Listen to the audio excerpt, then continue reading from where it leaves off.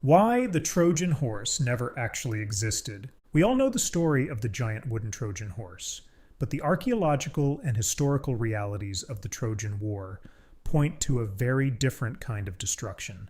Welcome back to Fighting Assumptions, where we take the common knowledge of history, science, and culture and put it under the microscope.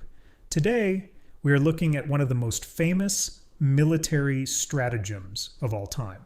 Mention the words Trojan horse, and the image instantly springs to mind. A colossal wooden beast, towering over the gates of an ancient city, secretly brimming with heavily armed Greek commandos waiting for nightfall. It is a story so embedded in our cultural consciousness that it has become a universal metaphor. We use it to describe malicious computer malware, covert political strategies, and sneaky marketing tactics. It gave us the immortal warning, beware of Greeks bearing gifts. But there is one massive ancient assumption we need to fight today. The literal Trojan horse almost certainly never existed. While the city of Troy was absolutely real, and a late Bronze Age conflict likely occurred there, the idea of a giant hollow wooden horse is widely considered by modern historians and archaeologists to be a brilliant piece of ancient myth-making, rather than a historical blueprint. So, if there was no wooden horse, how did the myth start? And more importantly, how did the impenetrable walls of Troy actually fall? The first assumption we need to dismantle is where the story actually comes from. To a lot of people, the Trojan horse is the grand finale of Homer's famous epic, the Iliad. It makes sense. The Iliad is the book on the Trojan War. But the Iliad actually ends with the funeral of the Trojan prince, Hector. The city is still standing, the war is still raging, and there is no horse in sight. Homer does mention the horse briefly in his sequel, the Odyssey, but it is mostly a passing reference, the fully fleshed out cinematic story we all know. The Greeks burning their camps, pretending to sail away, leaving the horse as an offering to the gods, the priest warning against it, the Trojans dragging it inside, and the bloody slaughter at night, comes from the Roman poet Virgil in his epic, the Aeneid.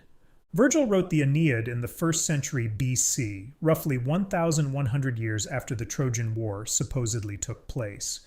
To put that in perspective, Virgil, writing about the Trojan horse, is like a modern author writing a highly detailed account of a Viking raid in the year 900 AD, based entirely on oral folklore. Virgil wasn't writing a history textbook. He was writing a dramatic national myth for the Roman Empire, who claimed descent from the Trojans. He needed a poetic, tragic, and memorable way for Troy to fall. By the late 19th century, pioneer archaeologist Heinrich Schliemann proved that the city of Troy wasn't just a myth. He found its ruins in modern-day Hisarlik, Turkey. Later excavations showed that Troy was actually a series of cities built on top of one another. Two specific layers, known as Troy 6 and Troy 7a, correspond to the time of the Trojan War, around 1300 to 1180 BC. Both show signs of catastrophic destruction. But if a wooden horse didn't break these walls, what did? Historians and archaeologists have proposed three highly credible, assumption-busting theories for what the horse actually was. The first is the siege engine theory. The most pragmatic explanation is that the Trojan horse was actually a battering ram or a siege tower. In the ancient Near East, Assyrian siege engines were often built out of wood and draped in damp horse hides to protect the men inside from flaming arrows poured down from the city walls. Some ancient military engineers even carved the wooden fronts of these rams into the shape of a horse's head. Over centuries of oral storytelling, a poetic description of the Greeks breaching the walls with a wooden horse may have simply been taken literally. The second is the earthquake theory, or the Poseidon connection.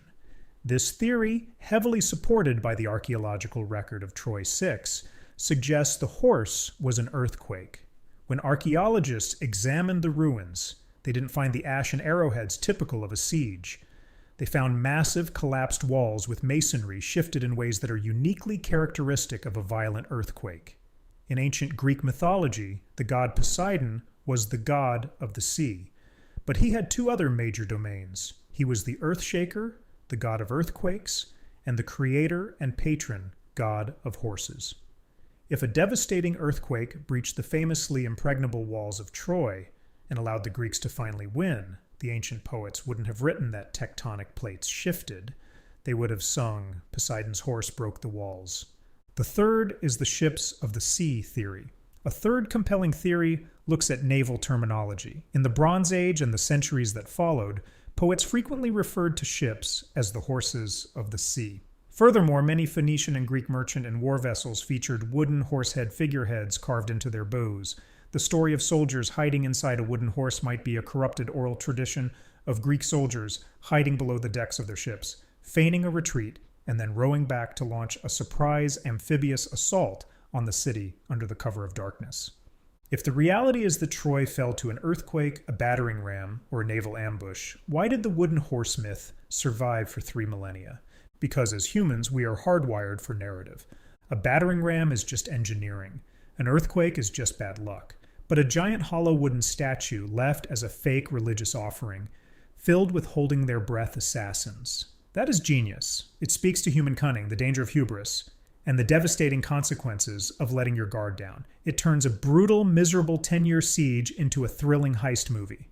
We hold on to assumptions because they often make for better stories than the messy, practical reality of history. The Trojan horse is the ultimate example of this. It wasn't a triumph of Bronze Age carpentry. It was a triumph of human storytelling.